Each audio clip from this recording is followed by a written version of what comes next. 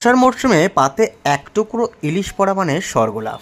উফ, একদম সুন্দর একটা বর্ষার মরশুম ছিল আর ইলিশ উৎসবে গিয়ে আমরা হাজির হয়েছিলাম।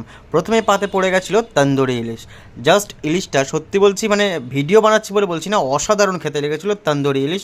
এবং স্যালাড, তার মধ্যে শসা আর পেঁয়াজের একটু মাত্র অংশ, তারপর ঝুরঝুরে সাদা ভাত চলে এলো এবং আমি 3-4 হাতা ভাত নিয়ে নিয়েছিলাম। তারপরেই ওফ, একদম ইলিশ হবে আর গরম গরম ইলিশ মাছের তেল দিয়ে ধোঁয়া ওঠা ভাত খাবো না, সেটা হতে পারে না। তার সাথে সাথে চলে এলো ইলিশ মাছের মাথা দিয়ে ডাল, এটাও জাস্ট অসাধারণ লেগেছিলো। এবং এই কচু শাকটাও, তোমরা তো জানো আর কি বলবো কচু শাকের ব্যাপারে। ইলিশ মাছ আর কচু শাকের যে মেলবন্ধন কি হতে পারে, তোমরা এটা কমেন্টে বলো, আমি বলবো না।